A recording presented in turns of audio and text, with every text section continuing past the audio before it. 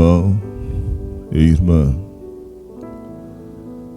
vamos iniciar a nossa meditação desta quarta-feira, dia 30 de março.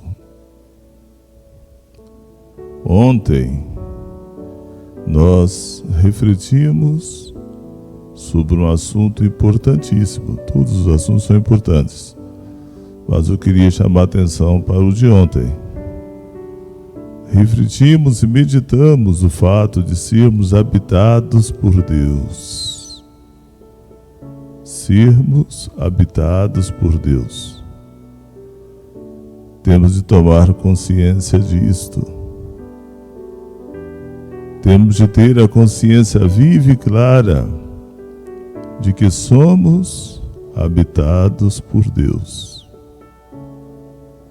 Estou insistindo um pouquinho com isso nessa introdução. Não basta só falar que somos de Deus. De fato, nós somos criaturas de Deus. Também não basta só falar que nós pertencemos a Deus. Ser habitado por Deus é viver o tempo todo em profunda comunhão com Ele. O tempo todo. Não é tirar hora para Deus, é o tempo todo. E viver em comunhão com Deus não significa que Ele está presente em tudo em nossa vida.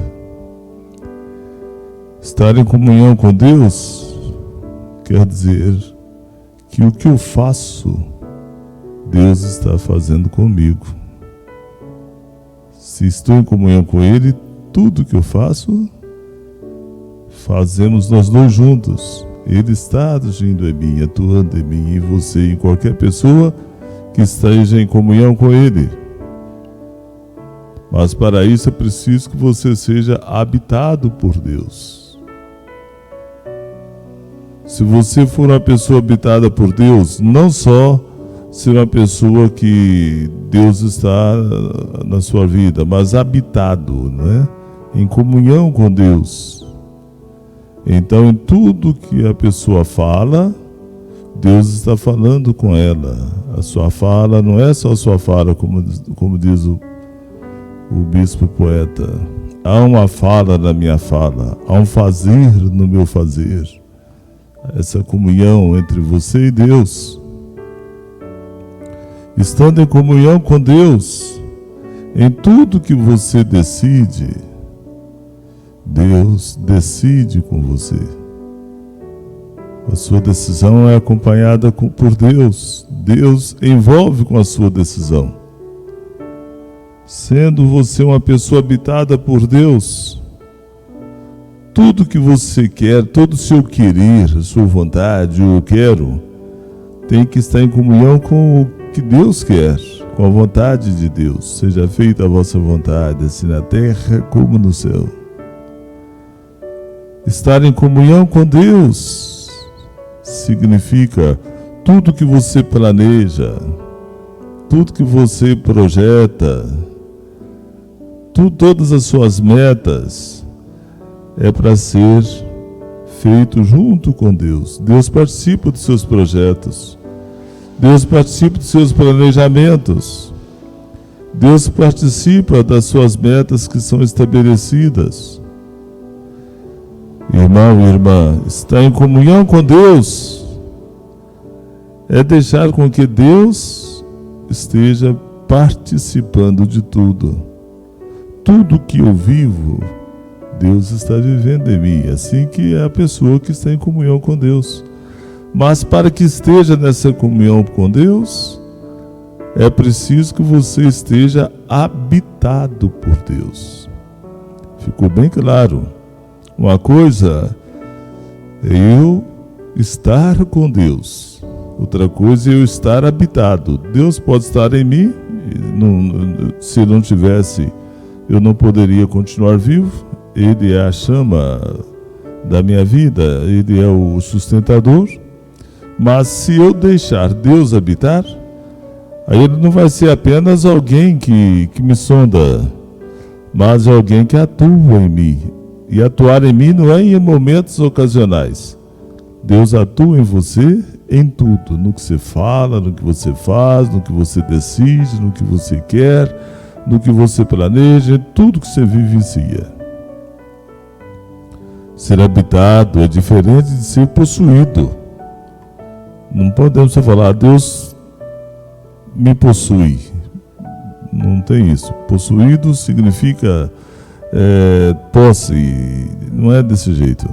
Ser habitado por Deus é ser também habitado pela sua graça. Olha que coisa bonita. Se Deus habita em você, Deus nunca está sem a graça. Onde Deus está, está ali também a graça dele. Você tem ideia do que significa ser habitado pela graça de Deus? Se Deus habita em você, a graça está aí também. Lembra-se daquele canto bonito de Maria que a gente diz: que a graça de Deus cresça em nós sem cessar. Você tem ideia do que significa então ser habitado pela graça de Deus? Não basta só ter a graça de Deus. A graça de Deus nós temos, que ela é através dela que Deus mantém a gente vivo. Uma coisa é você ter a graça de Deus, outra coisa é você ser habitado por essa graça. Essa graça, quando ela passa a habitar, significa nós estamos dando consentimento para que ela haja com liberdade. Quando uma pessoa chega em nossa casa, chega ali, uma visita de meia hora, uma hora, não sei, ele é recebido ali, possivelmente na sala, no alpendre, e ele não pode sair daquele espaço ali. Talvez se a pessoa vem para ficar 1 ou 2 dias na casa da gente, um parente, ele não habita, ele está ali, mas tudo sob medida. Agora, se ele habita, significa que ele tem intimidade da casa. Ele pode abrir geladeira, ele pode viver o habitual da família. Se a graça de Deus habita em você, ela não só está aí como uma coisa que te visita, mas é uma coisa que te conduz, que participa com toda a liberdade. Você está dando consentimento a essa graça. Isso que é ser habitado pela graça. Mas o que é mesmo a graça de Deus? A graça de Deus pode ser definida como, preste atenção nisto, a graça de Deus pode ser definida como a energia divina. Ela é consistente. Ela é fato. A graça de Deus é fato. A graça de Deus não é uma conclusão mental, não é uma ideologia, não é uma filosofia que fica só a nível da mente. A graça de Deus é tocável. A gente toca nela, ela toca na gente. Ela é experimentável. Infelizmente, fala-se muito pouco da graça de Deus. Mas a coisa mais importante que nós temos é essa graça de Deus. E ela não é assim só um sentimento. Ela atua no sentimento, nós vamos ver isso depois. Mas ela é real. Ela é real. A graça de Deus não é somente uma teoria, não é somente uma formulação psicológica que alguém inventou, não é nada disso. A graça de Deus ela é consistente, poderíamos até dizer que ela se materializa. Por exemplo, para nós católicos, os sacramentos. Quando você pega na hóstia, na partícula ali, na hóstia que você vai comungar, aquela hóstia todinha é a graça de Deus que está ali. O sacramento é isso, é a graça materializada naquele pão, naquela hóstia. A graça de Deus é uma realidade que você pode ver. Tem aqui um canto bonito que a gente canta na adoração do Santíssimo, né? A gente, pelo Cristo ali na Eucaristia, a gente pode ver a divindade na sua materialidade. A graça de Deus é a força de Deus. Isso é muito importante. Todos nós temos a graça de Deus, mas não basta só ter essa graça. A pessoa pode possuir a graça e não deixar que a graça atue nela. Possuir, todo mundo possui. Esse ser vivente que você é, as suas células funcionando, o seu coração batendo, tudo em você é fruto da graça de Deus. Mas não basta só possuir a graça, temos de ser habitados mesmo por ela. Se somos habitados por Deus, então, como eu já disse, devemos também ser habitados pela sua graça. Nós precisamos dessa graça de Deus. Temos que nos familiarizar com a graça de Deus. Nós temos que até nos converter para dar importância à graça de Deus. A graça de Deus é a forma que Deus expressa o seu infinito poder. Poder que não tem limite. Repito, a graça é a energia de Deus. A graça é a forma de Deus entrar na nossa vida. Com a sua imensidão, Deus entra na nossa finitude através da sua graça. Por isso temos de ser habitados pela graça. Não é só ser acompanhado pela graça, não é só ser favorecido pela graça, mas ser habitado. Quando a pessoa passa a ser habitada pela graça, ela deixa que a graça atue nela concretamente. Aqui é muito interessante esse termo concreto. A graça de Deus, ela atua concretamente, é ali, concreto, é fato. Ela factua as coisas. Ela faz com que aquilo que não é fato se torne fato. O poder da graça é tanto que é capaz disso. Volto a insistir. Infelizmente, hoje em dia, pouco se fala da graça de Deus. O Papa Francisco tem nos alertado sobre duas heresias, que são as seguintes. A primeira é o pelagianismo, palavrinha meio difícil, né? Pelagianismo. O que é pelagianismo? Pelagianismo é quando o homem pensa conseguir a salvação unicamente pelas suas próprias forças. Isso é heresia, é pecado. Você achar que você vai conseguir ser salvo unicamente pelas suas próprias forças. Mesmo a salvação eterna que estou me referindo a ela. Você não conseguirá ser salvo só com as suas forças. Isso é um pecado pensar assim. A segunda heresia é o gnosticismo. O que é o gnosticismo? Está até muito em moda hoje. No Brasil nós temos pessoas que seguem essa linha. Gnosticismo é quando o homem, a pessoa, pensa conseguir a salvação tão somente por meio do seu conhecimento. Ele pensa que a partir do conhecimento ele vai, só por fato de conhecer, a salvação já é garantida. Não podemos ser pelagianismo e nem gnósticos. Gnosticismo é uma coisa perigosa e hoje está muito presente. O que salva o homem, a mulher, cada pessoa, é essa graça de Deus transmitida a nós, no caso dos nós católicos, pelos sacramentos da igreja. Mas ela vem também de diversas outras formas. Nós precisamos de saber que tudo depende da graça. Às vezes confundimos a graça com milagres. É claro que para acontecer o milagre é necessário a atuação da graça. Não existe milagre sem a graça, mas não reduz a graça em milagres. Posso não ter nenhum milagre espetacular e estar cheio da graça, estarei cheio da graça.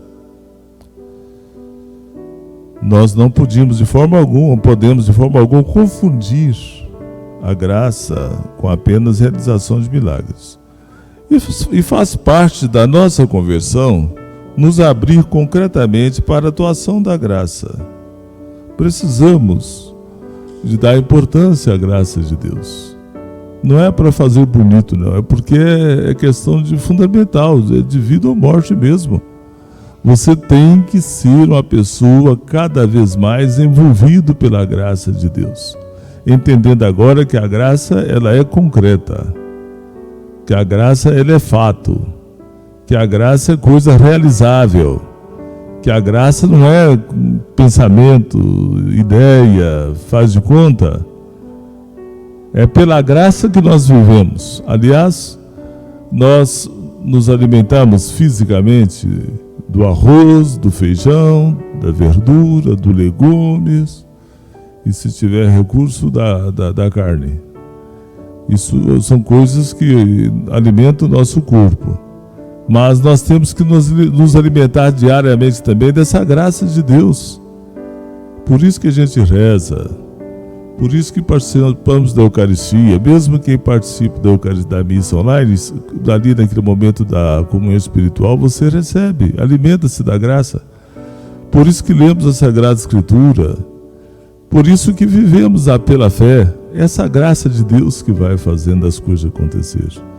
Eu tenho as pessoas que chegam perto de mim e falam: graças a Deus, vencemos mais um dia. E é isso mesmo, a graça de Deus é para cada dia.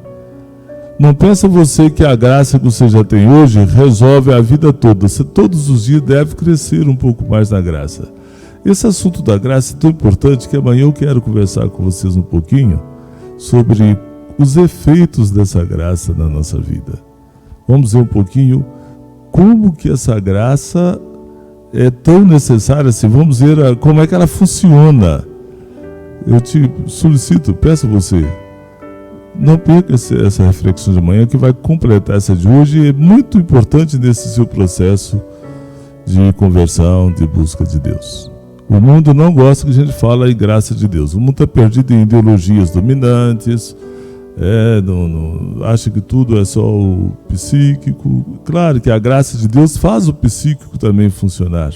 Se tem um psicológico, psíquico, emocional, é porque a graça está ali sustentando aquilo. Vamos agora à pergunta do dia. Irmão e irmã, será que você já tem dado abertura para a graça de Deus funcionar em você?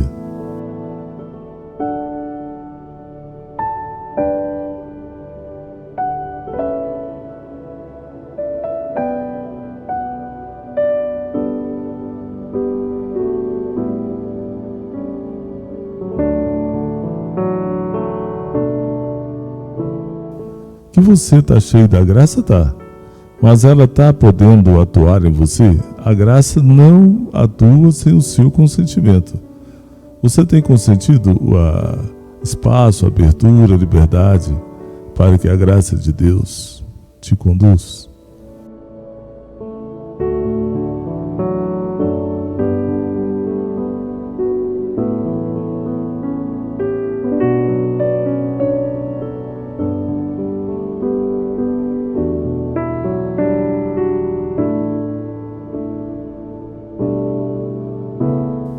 Você acha que você é conduzido pela graça de Deus?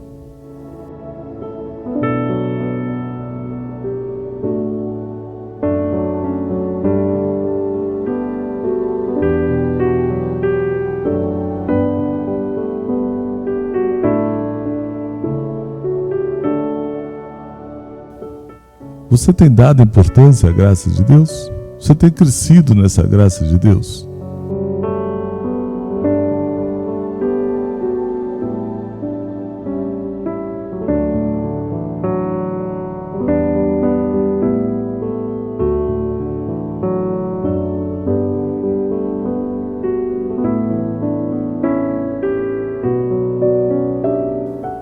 Você está compreendendo hoje que a graça de Deus é algo fundamental? Não é possível ter vida sem a graça de Deus?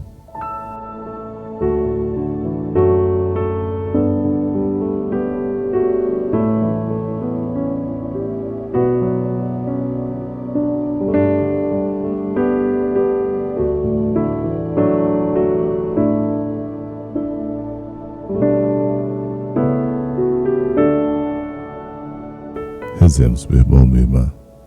Peça a Deus nesse momento para que Ele te dê muita graça, que envolva você com a graça. Que você, a partir de hoje, entenda que a sua vida está na mão de Deus, significa conduzida pela graça de Deus. Converse um pouquinho com Deus.